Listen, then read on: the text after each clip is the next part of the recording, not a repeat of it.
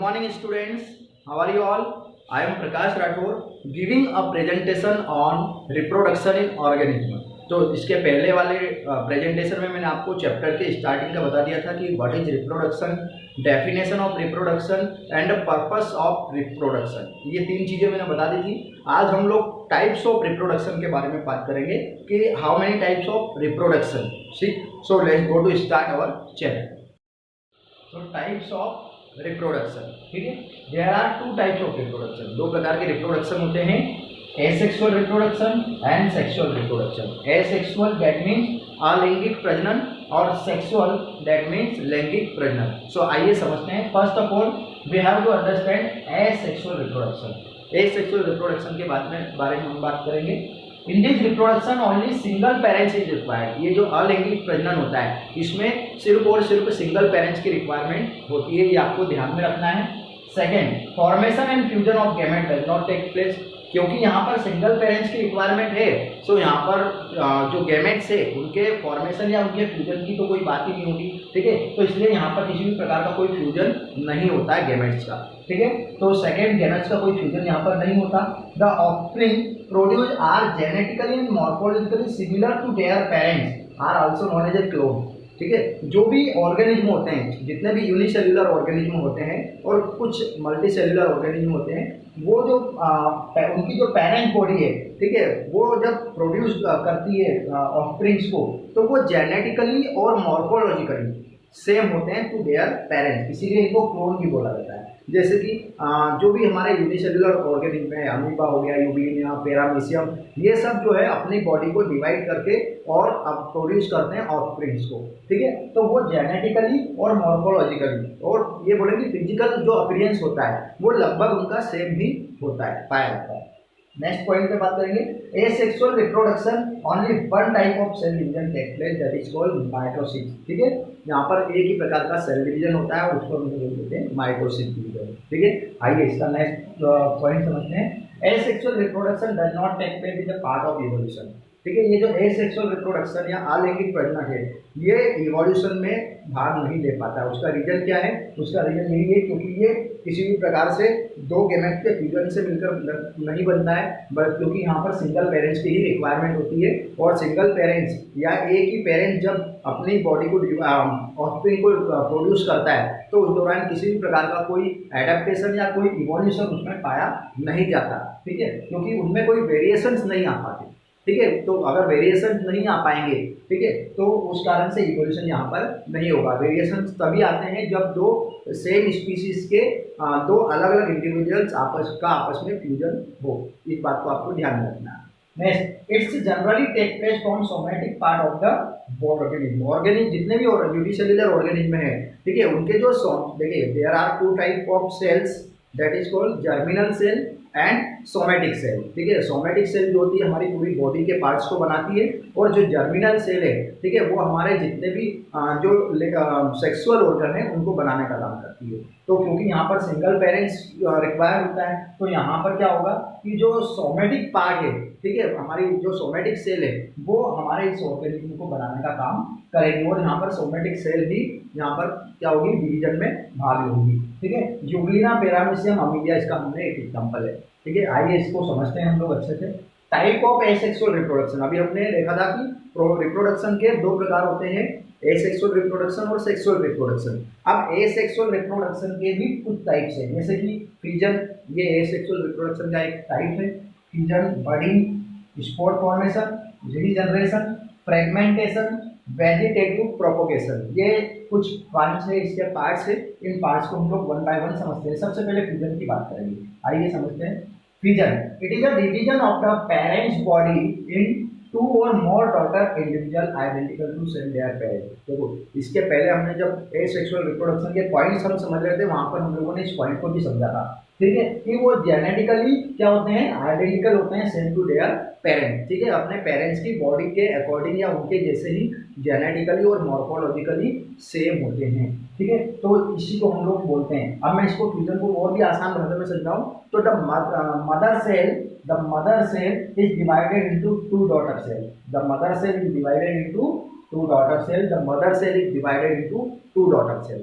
ठीक है। या फिर हम लोग ये बोल सकते हैं कि the parent body divided into two daughter cell, ठीक है। एक जो पेरेंट बॉडी होती है, ठीक है, वो डिवाइड हो जाती है दो डॉटर सेल में, ठीक है। किस प्रकार से, जैसे अमीबा की बात करें हम, तो अमीबा में क्या होगा, सबसे पहले ये जो न्यूक्लियस है, ठीक है, आप जो सेंटर में देख रहे हैं ये न्यूक्लियस है, ये न्यूक्लियस जो है, ठीक है, यहाँ पे सबसे पहले क्या होगा, इलोंगेट होना स्टार्ट होगा। इलोंगेट मतलब कि ये थोड़ा सा लंबा होगा, ठीक है। इलोंगेट होने के बाद में इसके अंदर ग्रूव बनेगा, ग्रूव दैट मीन्स इसमें कॉन्ट्रैक्शन की प्रोसेस होगी, ठीक है। और जैसे ये ग्रुप बनने लगेगा, आपका ये जो साइटोप्लाज्म वाला भाग है न्यूक्लियस के बाहर वाला, वो भी कॉन्ट्रैक्ट या ग्रुप बनाना स्टार्ट होगा, और इस तरीके से ये ज़्यादा ग्रुप बनाएगा, और ये जो न्यूक्लियस है जब डिवाइड हो जाएगा, तब यहाँ से साइटोप्लाज्म भी दो भाग में डिवाइड हो जाएगा। ठीक इसी प्रकार से यहाँ पर भी होगा। तो यहाँ पर वन मदर सेल से टू डॉटर सेल हमें प्राप्त होगी। ये क्या हो गया, same genetically and morphologically are same to their parent body, ठीक है। जो मदर डॉटर सेल है वो अपनी पेरेंट बॉडी से बिल्कुल सेम होगी। सिर्फ यही इसी प्रकार से पैरामीशियम में और इसी प्रकार से यूग्लिना में, यूग्लिना में भी आप देख रहे हो ये जो आपका न्यूक्लियस है, न्यूक्लियस इलोंगेट हो रहा है, और इलोंगेट होने के बाद में उसके अंदर ग्रू हो रहा है ना। और इसी तरीके से ये यहाँ से ग्रू होता है, और इस प्रकार से वन मदर सेल से टू डॉटर सेल डिवाइड हो जाती है। तो विजन हमने समझ लिया है। इसके बाद में हम लोग अगला प्रोसेस पढ़ेंगे बडिंग। बडिंग की बात करें तो बडिंग में भी क्या है, formation of daughter individual in a small projection of bird arising on the parent body. जो पेरेंट्स की बॉडी होती है उसके किसी भी भाग में एक स्मॉल प्रोजेक्शन लाइक स्ट्रक्चर आ जाता है, ठीक है, या बर्ड्स लाइक स्ट्रक्चर उसमें आ जाता है, जिसको हम लोग क्या कहते हैं, बडिंग कहते हैं, ठीक है। तो पेरेंट्स की बॉडी के ऊपर भी इस प्रकार का स्ट्रक्चर आ जाता है। जैसे मैं आपको समझाना चाहूँगा, ईस्ट के माध्यम से मैं समझाना चाहता हूँ, आप थोड़ा सा बोर्ड पर देखें कि फॉर एग्जाम्पल ये ईस्ट है और ये इसका न्यूक्लियस है, ठीक है। नेक्स्ट जो प्रोसेस होगी उसमें आप यहाँ पर देख सकते हैं कि ये जो न्यूक्लियस है ये कुछ इस प्रकार से इलोंगेट होना स्टार्ट होगा, और इसी तरीके से यहाँ पर भी ये थोड़ा सा ऊपर कवरिंग चेंज हो जाएगी। थर्ड प्रोसेस में यहाँ पर मैं आपको बताना चाहूँगा कि कुछ इस प्रकार की यहाँ पर कवरिंग हो जाएगी, और ये इस प्रकार से स्टार्ट हो जाएगा। नेक्स्ट स्टेप आप यहाँ पर समझिए, ये कुछ इस प्रकार से यहाँ पर बर्ड जो है वो डेवलप हो चुकी होगी, और एक पोजीशन ऐसी आएगी जब पूरी तरीके से ये जो है टू पार्ट्स में डिवाइड हो चुका होगा, ठीक है। तो यहाँ पर ये एक और यहाँ पर दो।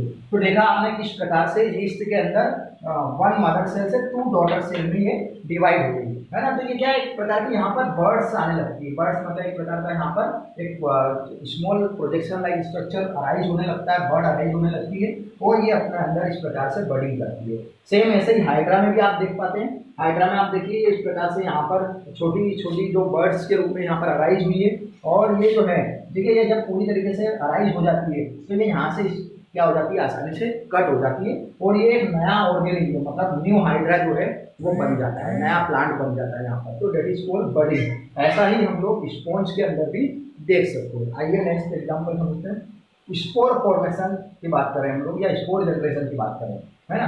तो स्पोर आर यूजुअली थिक और thin walled haploid and unicellular propagation.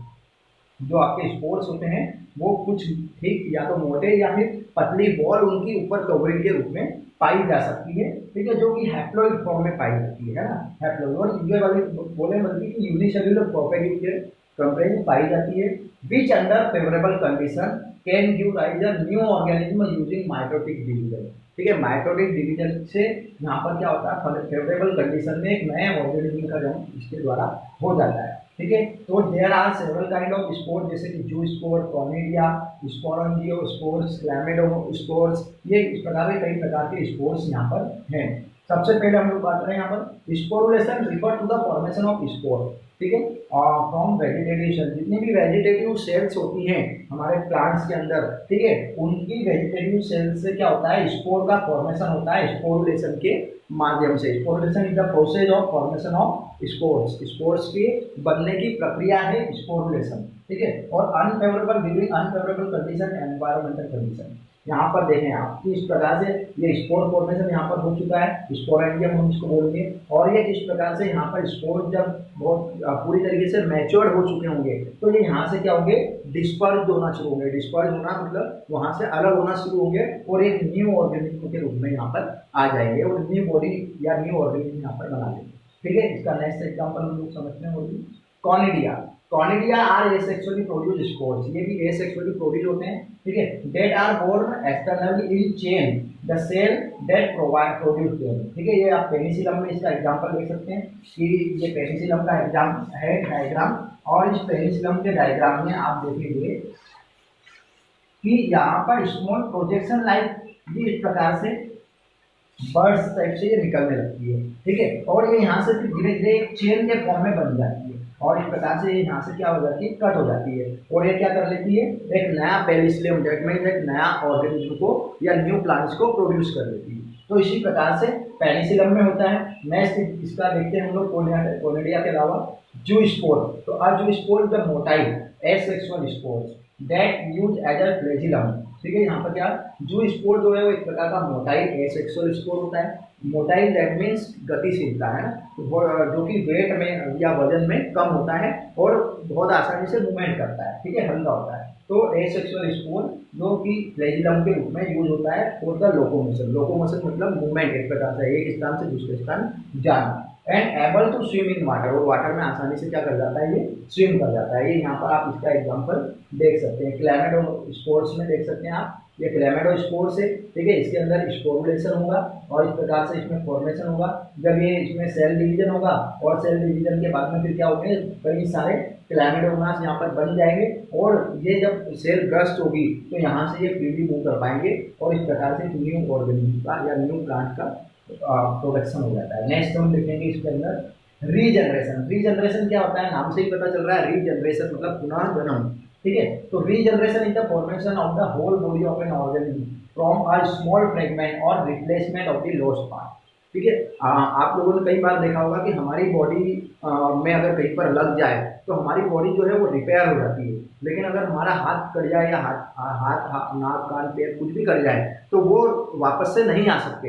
लेकिन रीजनरेशन एक ऐसी प्रक्रिया है जिसके माध्यम से जो यूनिसेल्युलर ऑर्गेनिज्म होते हैं या मल्टीसेल्युलर कुछ स्मॉलर ऑर्गेनिज्म होते हैं, उनके अंदर अगर उनकी बॉडी का कोई भी पार्ट डैमेज हो जाए या कट जाए, ठीक है, तो वो वापस से रीजनरेट हो जाता है, मतलब कि वही पार्ट वापस से बन जाता है। जैसे चिपकली, लिजार्ड, तो लिजार्ड की यदि पूंछ को मैं काट दूं तो लिजार्ड की पूंछ काटने पर उसकी जो पूंछ है, ठीक है, वो वापस से पूरी डेवलप हो जाएगी। ठीक है, तो इसी प्रकार से स्टारफिश और इसके अलावा प्लेनेरिया और भी कई सारे एग्जाम्पल है जिनके ऑर्गेनिज्म जिनके अंदर इस प्रकार की प्रोसेस होती है। तो देखें हम लोग, ये देखिए रीजनरेशन में क्या होता है, जैसे प्लेनेरिया की बात करें, अगर मैं इसकी बॉडी को 2 पार्ट्स में डिवाइड कर दूं, जैसे यहाँ से काट दूं, दो क्या अगर 3 पार्ट्स में भी अगर मैं इसको डिवाइड कर दूं तो क्या होगा कि ये जो आगे वाला भाग है ये पीछे वाले भाग को बना लेगा और ये जो पीछे वाला भाग है ये इसके आगे वाले भाग को डेवलप कर लेगा। ठीक है, तो इस प्रकार से अगर मैं इसको 2 टुकड़े में काट दूं तो ये 2 ऑर्गेनिज्म बन जाएंगे,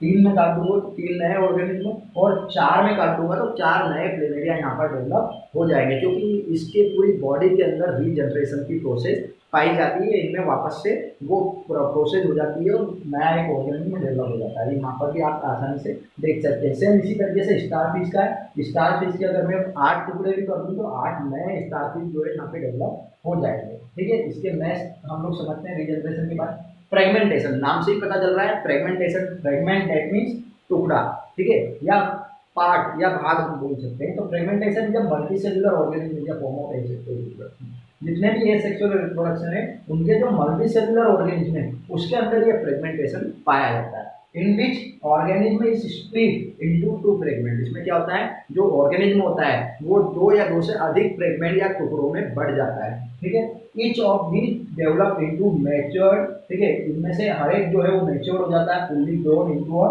new individual that identical to their parents, उसके पेरेंट्स के सेम उसके जैसे दिखाई देने लगता है। ठीक है, तो इस प्रकार से हम लोग इस फ्रेगमेंटेशन को समझ सकते हैं। आइए अब नेक्स्ट देखते हैं हम लोग। अब हम तो नया टॉपिक है, इसको बात करेंगे टॉपिक है vegetative propagation. What is vegetative propagation? ठीक है, वैसे नाम से पता चल रहा है कि वेजिटेटिव दैट मींस ये प्लांट्स पर आधारित है। ठीक है, तो क्या होता है देखेंगे, vegetative reproduction is any form of asexual reproduction. ये भी एक एसेक्सुअल रिप्रोडक्शन का ही एक भाग है। ठीक है, एक पार्ट से एक रूप है, occurring in plant in which a new plant grow from a fragment of the parents plant. Parents plant का जो फ्रेगमेंट होता है ना, या उसका एक कोई भी एक पार्ट होता है, उस पार्ट से एक नए प्लांट्स का बनना, एक नए ऑर्गेनिज्म का या न्यू इंडिविजुअल का प्रोड्यूस होना, that is called vegetative propagation. ठीक है, तो specialized reproductive structure. Many plant naturally reproduce this way but it can also be reduced artificially. बहुत सारे प्लांट जो है वो नेचुरली मतलब प्राकृतिक रूप से ऐसा कर सकते हैं, है ना, लेकिन कई सारे प्लांट्स ऐसे भी होते हैं जो जिनमें हमें आर्टिफिशियली करवाना पड़ता है। ठीक है, तो इसमें नेचुरली जो करते हैं, ठीक है, उसमें क्या होता है कि जो प्लांट्स की लीफ है, प्लांट्स के रूट्स है, प्लांट्स का स्टेम है, उसकी ब्रांचेज है, या उसका कोई भी और पार्ट्स है, वो क्या हो जाता है, प्रोड्यूस हो जाता है इस प्रोसेस के थ्रू। ठीक है, देखेंगे तो जैसे एग्जाम्पल मैं यहाँ पर बताने चाहता हूँ कि ये ओल्ड स्टेम है, इस ओल्ड स्टेम से आप देख रहे हैं न्यू शूट, मतलब एक नया स्टेम यहाँ पर डेवलप हो रहा है। ठीक है, तो एक ओल्ड स्टेम से मतलब पेरेंट्स स्टेम से ऑफस्प्रिंग स्टेम जो है यहाँ पर क्या हो रहा है, डेवलप हो रहा है। तो ये क्या है, एक प्रकार का वेजिटेटिव प्रोपोगेशन। ये इसका एक एग्जाम्पल मैंने यहाँ पर दिया। आइए और अच्छे से समझते हैं वेजिटेटिव प्रोपोगेशन को।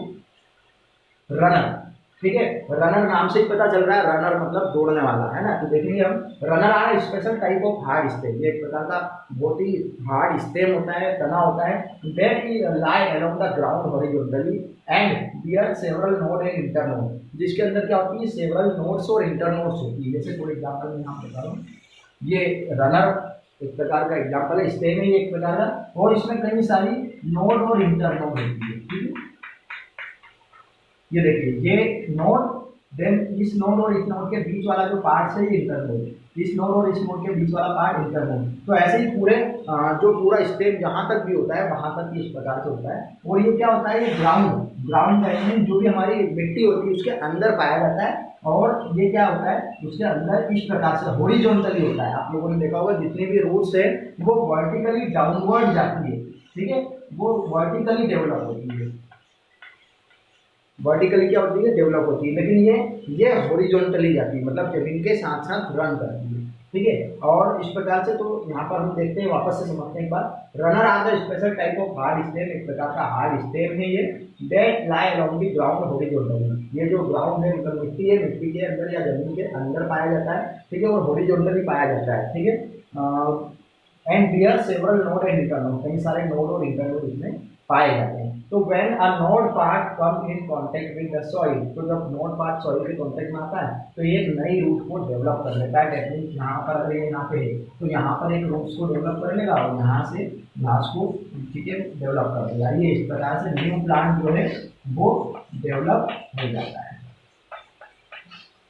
देख पा रहे हैं आप, है ना, इस प्रकार से ये डेवलप होता है। ठीक है, सॉइल एग्जाम्पल इसका धूप ग्रास। ठीक है, तो ये आप देख रहा हो जो घास होती है ना, हम लोग कई बार गार्डनिंग में घास लगाते हैं तो हम दूरी पर लगाते हैं। क्यों? क्योंकि उसकी जो जड़ें वो हॉरिजॉन्टली फैलती है, और जब हॉरिजॉन्टली वो फैलती है तो ऐसी कंडीशन में क्या होती है कि जो दूर लगी हुई घास है, ठीक है, वो एक घास दूसरे घास को आसानी से कवर कर सकती है, और इस तरीके से पूरे गार्डन में कहीं कम जगह पर लगाकर और हम पूरे गार्डन को बहुत अच्छे से ग्रीन ग्रास से कवर कर सकते हैं। ये इसका एक एग्जाम्पल दीजिए, आप धूप ग्रास देख सकते हैं यहाँ पर, है ना। आगे एग्जाम्पल देखेंगे हम लोग रनर के अलावा ऑफसेट। ठीक है, ये भी एक प्रकार का शॉर्ट थिक रनर है। ठीक है, और ये भी हॉरिजॉन्टली ही जाता है, लाइक ब्रांच। ठीक है, ये ब्रांच होती है एक प्रकार के अंदर सरफेस ऑफ वाटर, पानी जो होता है ना, जब समुद्र या फिर तालाब में ये ज़्यादातर पाया जाता है, तो ये क्या होता है, surface of water which produce new plant at the tip of it. जो ब्रांच है, ब्रांच की जो टिप है ना, वहाँ पर ये आसानी से प्रोड्यूस हो जाता है एक नए प्लांट्स के रूप में। The offset grow in all direction from the main stem of the parents plant. Parents plant का जो मेन स्टेम है वो है ना, और उसका जो नोड वाला भाग है, वहाँ से किसी भी डायरेक्शन में आसानी से न्यू प्लांट्स के रूप में या न्यू पार्ट्स के रूप में प्रोड्यूस हो सकता है। ठीक है, एग्जाम्पल वाटर हाइसिस प्रोपोगेट बाय ऑफसेट, ये आप देख रहे हैं यहाँ पर। ठीक है, तो इस प्रकार से ये होता है। नेक्स्ट हम देखेंगे राइजोम्स की बात करें तो bud in the rhizome of banana, ginger and turmeric give rise a new aerial shoot. ठीक है, ये नई एरियल सूट देखिए हमको which develop into new plant, जो कि बाद में न्यू प्लांट में डेवलप होता है अंडर द फेवरेबल कंडीशन। बनाना में हम इसका आसानी से देख सकते हैं, ये राइजोम इसका नोड वाला भाग यहाँ से आसानी से न्यू प्लांट जो है आसानी से ग्रो हो जाता है। राइजोम्स के अलावा हम अगर बात करें तो नेक्स्ट हम देखेंगे इसमें ट्यूबर। ट्यूबर की बात करें तो बर्ड्स, जिसको हम लोग आइज बोलते हैं, आपने देखा होगा कई बार आलू जो होते हैं पोटैटो, उनके ऊपर छोटी छोटी आँख के रूप में इस प्रकार से कुछ बर्ड्स डेवलप हो जाती है। तो ये जो बर्ड्स है, ठीक है, ये क्या करती है, ये आसानी से इसका एरियल पार्ट बना देती है, मतलब कि इसका एक न्यू प्लांट जो है वो डेवलप कर देती है ना। कई बार आपने देखा होगा आलू को 4 भाग में काटकर जब जमीन में लगाया जाता है तो उसका जो नोड वाला भाग है ना, वहाँ से जो एक न्यू एरियल सूट जनरेट होती है और वो एक नए प्लांट में डेवलप हो जाती है। ठीक है, तो पोटैटो इसका एक एग्जाम्पल है। नेक्स्ट देखेंगे हम लोग बल्ब। ठीक है, bulb, the bulb of the onion to rich are modified shoot each bulb has more terminal bulbs which grow in a new area. ठीक है, आपने देखा होगा कि प्याज को भी यदि हम नमी वाले स्थान पर रखते हैं तो उसमें आसानी से बर्ड, वो जो नीचे जड़े, रूट और सूट जो है वो आसानी से डेवलप होने लगती है। ठीक है, तो इस प्रकार से ये धीरे धीरे डेवलप होकर एक नए प्लांट्स के रूप में डेवलप हो जाती है, थोड़ी हो जाती है। ठीक है, तो नेक्स्ट देखेंगे कॉर्न की बात करें तो the corn of colocasia has swelling base of stem which has a bird for vegetative propagation. ये देखिए आप, कॉर्न ये डेवलप होता है और ये जब डेवलप हो जाता है तो इसको अगर हम किसी दूसरी जगह पर लगाते हैं तो एक ये नया ऑर्गेनिज्म जो है या न्यू प्लांट जो है ऑफसेट कॉर्न का वो प्रोड्यूस आसानी से कर सकता है।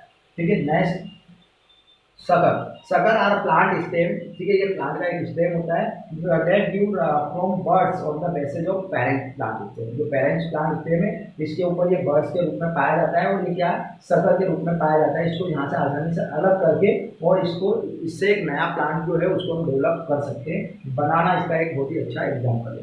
ठीक है, नेक्स्ट हम लोग समझते हैं stolon. Stolon is horizontal branch of the plant. ये प्लांट की हॉरिजॉन्टल ब्रांच होती है that form a base of the bud to develop into identical plant, और इसी के ऊपर कई सारी बर्ड डेवलप होती है उसी के पेरेंट्स के जैसी ही। ठीक है, तो इस प्रकार से हम लोगों ने ये आज एसेक्सुअली रिप्रोडक्शन या एसेक्सुअल रिप्रोडक्शन मैंने आपको समझाया। ठीक है, तो आपको ये बहुत ही अच्छे से समझना है। इसको और भी अगर समझना है तो आप 1-2 बार और वीडियो देख सकते हैं। ठीक है, किसी भी प्रकार का कोई प्रॉब्लम हो तो आप मुझसे कमेंट बॉक्स में जाकर पूछ सकते हैं। Thank you so much.